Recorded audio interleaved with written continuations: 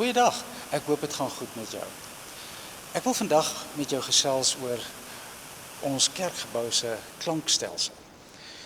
Jy weet, so oor jare is een van die goed wat dikwels gebeur. Iemand kry my daar in die voorportaal en dan fluister hulle my in die oor: "Dominee, ons sukkel om jou te hoor Sondag." Ons het al 'n hele paar goed probeer doen om te kyk of ons klankkwaliteit kan verbeter. Ons het panele aangebring daar aan die agterkant en ons het horkies laat installeer. Ons het ook mense gehad om vir ons te kom kyk na die stelsel. Maar ons het nou onlangs regtig iemand professioneel hier gehad. Sy naam is Fossie Foster. Dit is ou Nico van Wyk se skoonpa. Nico is 'n diaken by ons. En die ou weet van klank. Hy doen installasies vir kerke en vir konserte en dies meer. So ons het hom hier gehad en hy het een Sondag kom luister na die klankkwaliteit tydens 'n erediens. En na die tyd het hy vir ons 'n baie deeglike verslag gelewer.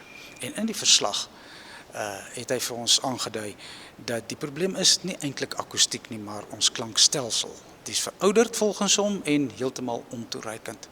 So ons het vir hom 'n kwotasie aangevra en hy het vir ons gesê hy kan vir ons baie beter klankie installeer teen 'n koste van so in die omgewing van R43.000. Dit klink baie, maar ek wil vir jou sê, as jy my nie Sondag kan hoor nie, dan weet ek nie of hierdie oefening enigsins iets werd is nie.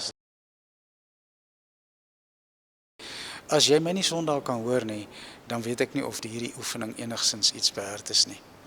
So klank en die kwaliteit tydens 'n erediens, glo ek, en ek dink jy stem saam met my, is van essensiële belang.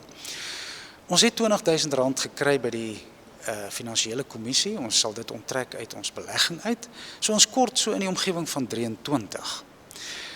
Ek self is bereid om 'n donasie te maak en as elkeen van julle so bietjie in sy sak gaan voel en dan vir ons 'n donasie kan maak, dan glo ek kan ons hierdie stelsel so gou as moontlik installeer. Ek wil ook nie hê die aangeleentheid moet baard kry nie. Laat dit vir maande geneem nie. So ons wil dit so gou as moontlik doen. Oorweeg 'n donasie. Jy kan dit vir ons oorbetaal soos wat jy die offergawe oorbetaal. Maandeliks dui dan net aan klankstelsel.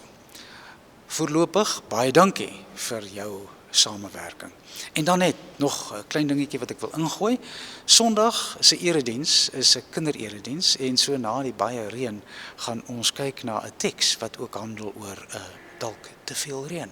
En dit is die sogenaamde sonvloed. So ons hoop ons sien jou Sondag vir jou en jou kinders hier. Ek dink is die eerste kinderpreek dan ook sommer vir die jaar. Gegroet.